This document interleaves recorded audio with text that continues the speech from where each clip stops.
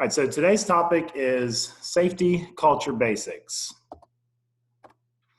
So the agenda for today, we're going to talk about making the case for safety, defining a positive safety culture, promoting a positive safety culture, 5 deadly sins of safety culture, and some critical keys for developing a positive safety culture. All right, so making the case for safety. Studies have shown that disengaged workers have 30% higher absenteeism. Disengaged workers have 49% more accidents. Disengaged workers produce 60% more errors and defects. And organizations with low employee engagement scores experience lower productivity, profitability, and job growth. So engaged workers, they are fully committed to their work and the success of the company. They put in more effort, have a higher quality of work product, and they go out of their way to assist others. They have fewer accidents and are willing to provide feedback and suggestions on ways to increase efficiencies and improve the work environment. So how do we define a safety culture? Everyone is going to be on board. There's no blame. Systems are in place. There's continued growth. It's a proactive environment, accessible training for all. So we'll define this in a couple different ways. So the safety culture of an organization is the product of individual and group values, attitudes, perceptions, competencies, and patterns of behavior that determine the commitment to and style and proficiency of an organization's health and safety management system. They are shared values, so what is important, and beliefs, how things work, that interact with the company's people, organizational structures, and control systems to produce behavioral norms. It's the way we do things around here. And last, safety cultures reflect the attitudes, beliefs, perceptions, and values that employees share in relation to safety. So when you're defining a safety culture, this is kind of the answer that you want to hear from your employees. Culture is the way it is around here. It is the unwritten rules of the ball game that the organization is playing. So a safety culture, it can be observed and understood after watching production or, the job being done for a short period of time. It's almost like a feeling. So when I walk into a company and we watch what they're doing, you can see this. You can see that people are proactively working safely. You can just tell in their attitudes. So it's it's just a feeling. When you see it, and when you see a good safety culture, you just know it. So it's kind of a feeling. It's something that you see as an outsider. But when you're in that organization, it is something that you truly believe in.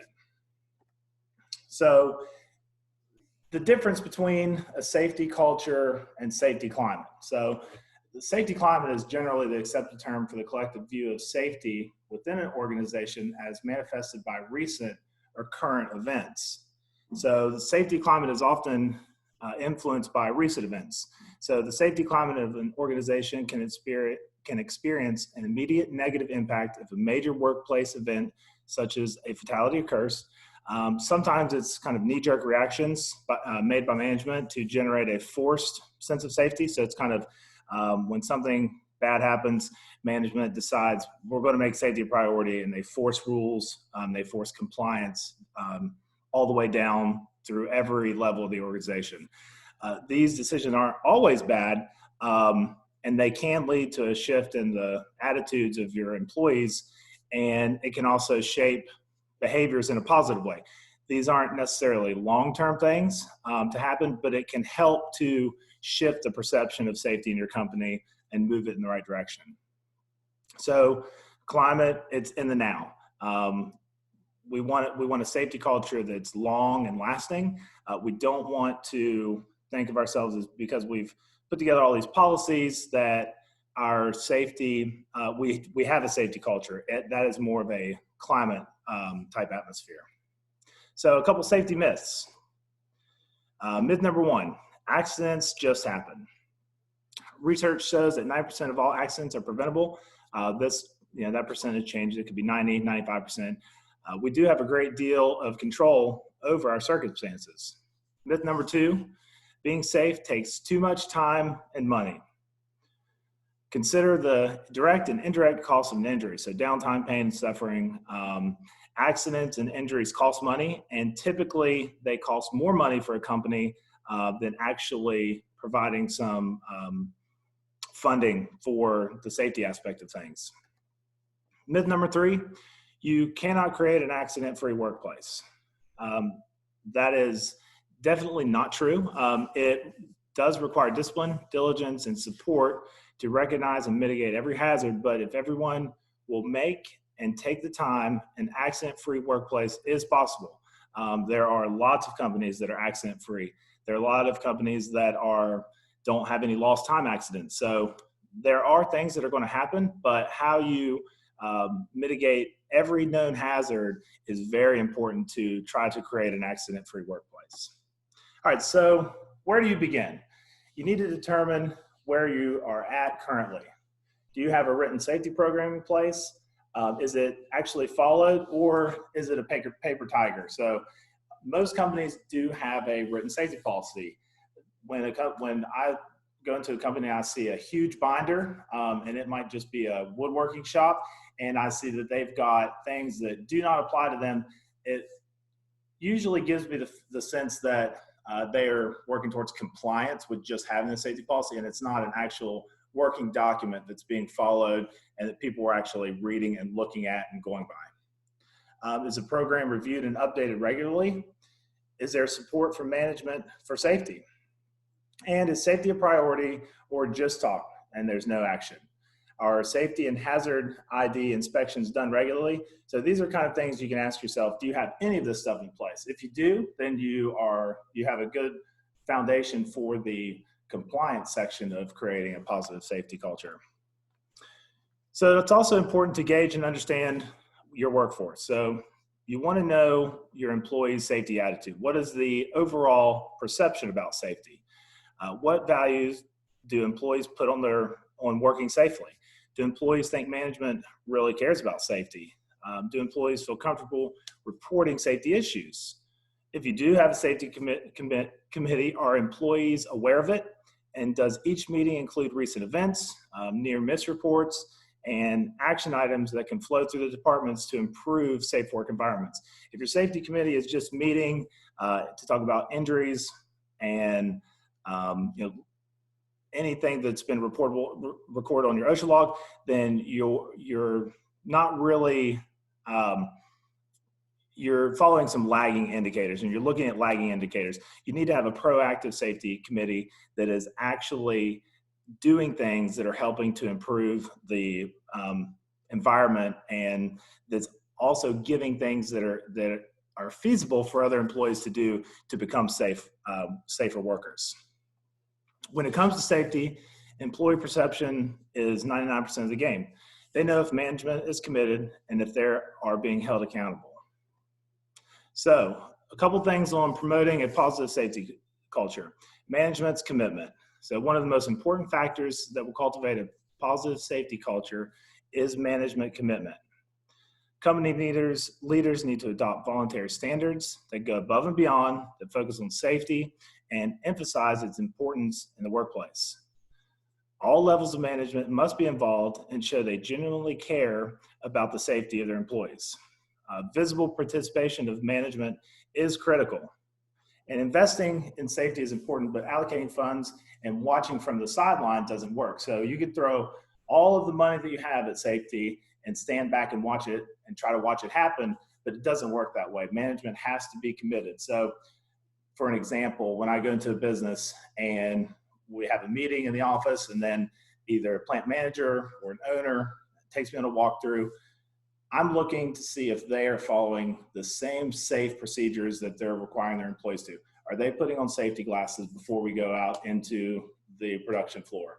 Are they wearing steel-toe boots when they're requiring their employees to wear steel-toe boots? So managers have to lead, and employees know when management does care, and they also know when safety is not necessarily a priority, but they have every sign in the world put up, stay safe today. We've had 0 lost accidents. They know when management is really committed. So the written safety program. You have to establish and evaluate your written policies. This collection of procedures and rules is the baseline for employee conduct and how they're operating safely. Safety programs should address the work and the risks of your employees. SOPs should be available for all known risk areas. So if there's something that you find that is a risky procedure, you need to write a safe operating procedure for that and not just leave that area outside of your program. Implementing these guidelines and safety rules and the company's goals for moving forward, they need to be communicated. So once you have your your policy, your written rules, you have to communicate to your employees. So also remember, when compliance with OSHA and other regulatory groups is the bare minimum. Every OSHA standard is bare minimum. We definitely want to go above what OSHA's requirements are, and work more towards best practices instead of just being OSHA compliant. So communication. Communicating the company's vision and goals are key to begin the cultural shift. This can be done in meetings, newsletters, emails, memos, paycheck stuffers, and any of these methods need to define and communicate the need for change. So the goal is injury prevention. How are you going to do it? Changing and adjusting attitudes, perceptions, and the norms to risk. And why are we doing it? Because most injuries in the workplace are caused by human error, and most of them can be eliminated if we're operating safely.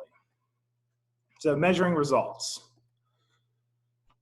What's measured gets managed. So the metrics used to track the progress of your workforce should not be limited to injury rates, experience mods, those type of things. You want to be proactive and not just reactive. So lagging indicators, they don't need to be ignored, but you definitely want to look towards leading indicators to actually help you prevent incidents. So some non-traditional metrics that you should evaluate are, how many safety meetings are you holding? The turnaround time for safety-related issues that are brought to management. What's the turnaround time for getting things fixed? Your safety committee meetings, taking a look at the action list and have they completed the things that they've set out to accomplish, or is it still just a growing list of things that are not getting completed?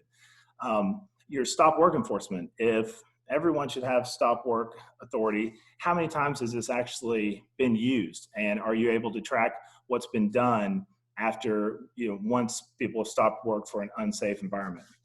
You should also look at supervisor and foreman coaching sessions.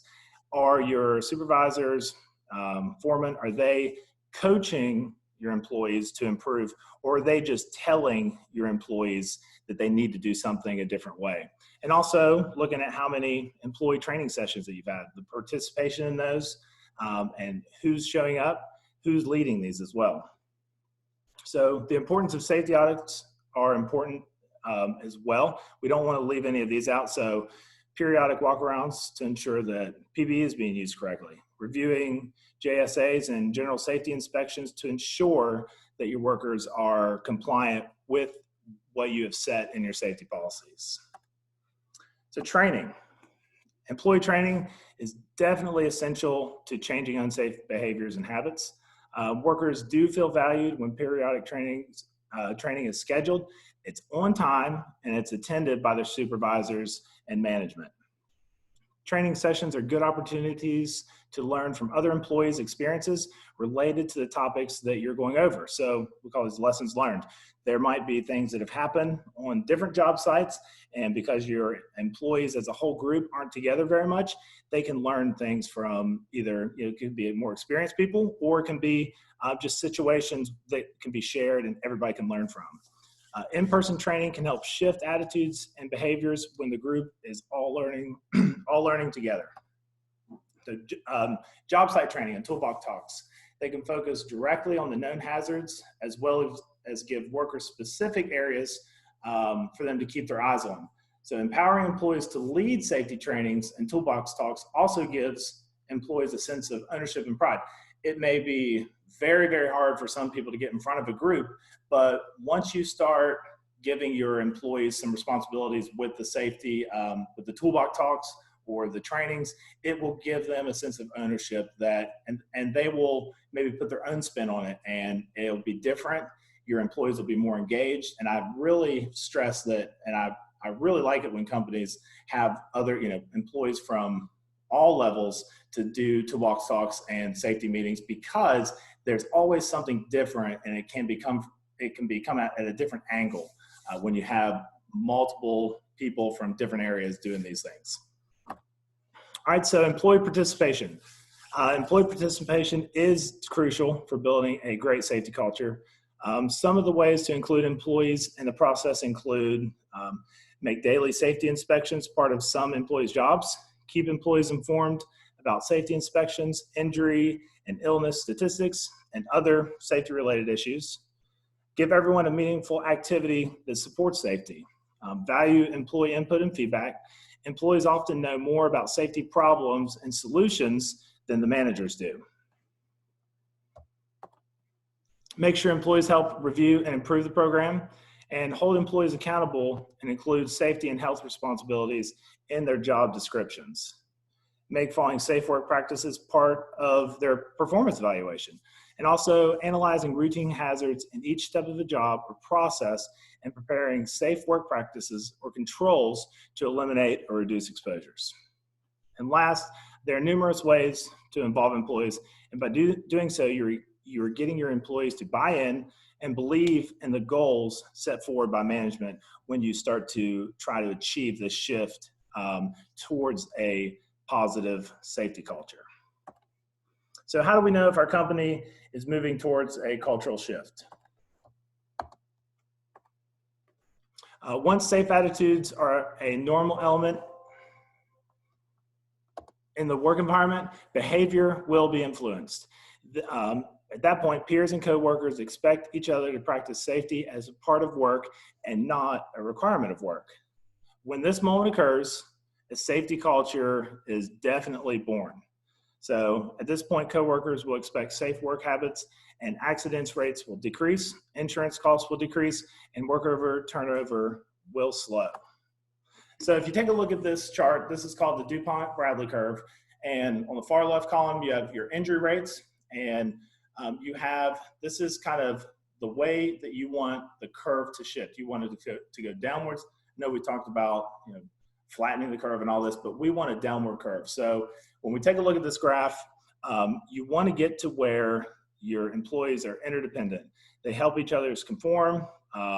They're known as others keeper. They care for others, and there's organizational pride.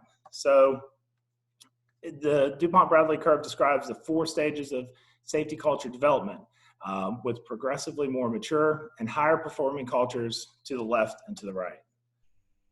Broadly, these cultural stages reflect a transition from a reactive approach to safety and to incidents to a more proactive and preventative approach. At an individual level, we see a transition from an extrinsically motivated approach to the safety.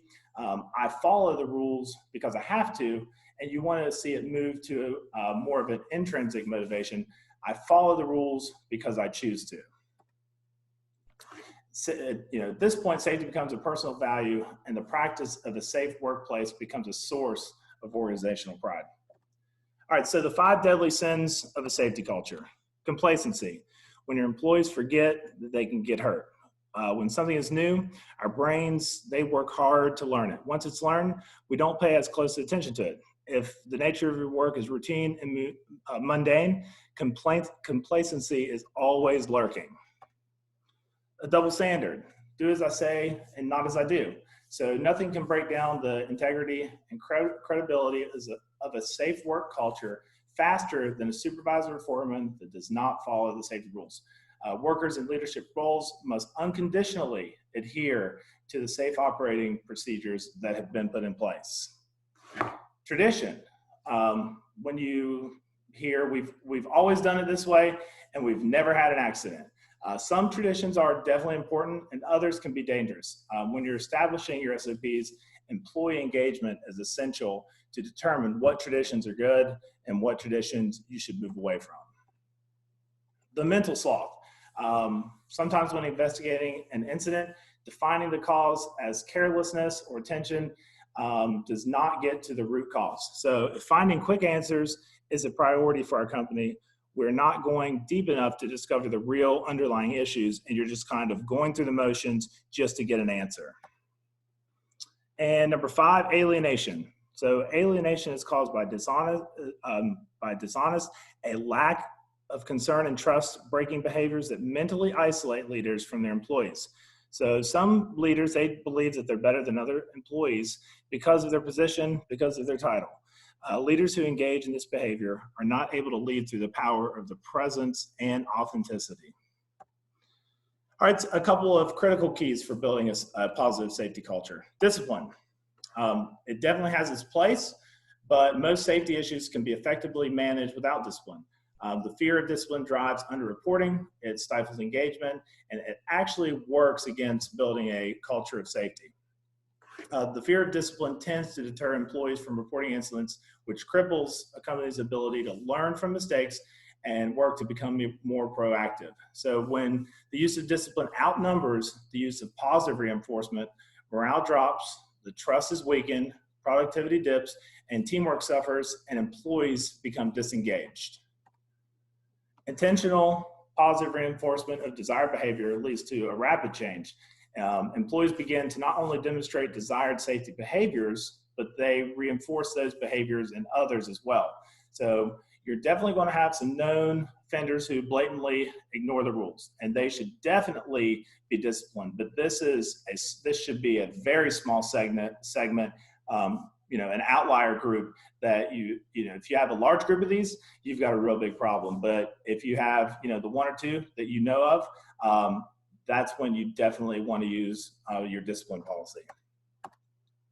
Brainstorming and not blamestorming. So with a positive, safe working culture, no one gets blamed for near misses or incidents. Once an incident investigation is completed, you need to brainstorm with your safety committee or that department where the incident occurred to come up with ways to eliminate similar future situations. And safety being a part of the day-to-day mindset. So safety isn't treated as something separate from daily work habits. It shouldn't be an add-on to be only discussed during weekly safety meetings or at shift changes. Safety is an attitude, it's a mindset that is part of every conversation and decision. And good working relationships at all levels, it is vital. Trust is an essential component of an effective safety culture. Mistakes and missteps, while unfortunate, provide invaluable learning opportunities. These situations create an opportunity for conversation. What happened? Why did it happen? And how can we ensure that it doesn't happen again? Employees that have a good relationship with management are more likely to speak openly and honestly about what is working, what is not, and what could be improved. Make a strategy that fits your workplace. Don't make the site fit the strategy. This is a disaster waiting to happen. Consider your employees' strengths and weaknesses, as well as their workload when designing a safety plan. Getting your employees' input can really help to make them feel involved and valued. All right, so to wrap it up, there's a lot of information, and building a positive safety culture is not something that's easy to do, but it can be done. So creating a positive safety culture, it can seem like a giant undertaking that requires time, money, and the ideal employees. So while this is mostly true, remember that this is not something that can happen overnight. It may take months or even years to develop. We're constantly working to improve. Visible commitment from management, employee involvement are essential for success. And safety needs to be viewed as an investment instead of an expense. With safety, you're playing the long game. Overnight transformations are rare, and when they happen, the change typically goes back to the status quo. So if you have a really bad incident, a lot of safety and safety lingo is pushed down, and typically that's not going to change a company's culture, and it will fade over time. Time heals all wounds. Don't throw in the towel because of an incident or an injury.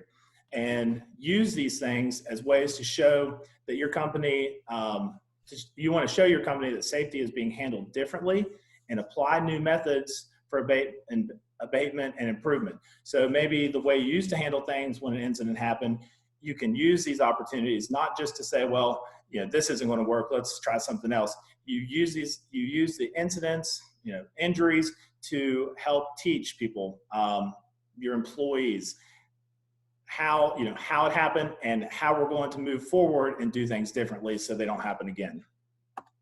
So I appreciate everybody being with me today. My name is Michael Williams. If you have any questions or if you want some more information on this, you can reach out to myself. You can reach out to your producer, and we'd be more than happy to help you out. Thank you all very much. Thank you, Michael. Appreciate it, man.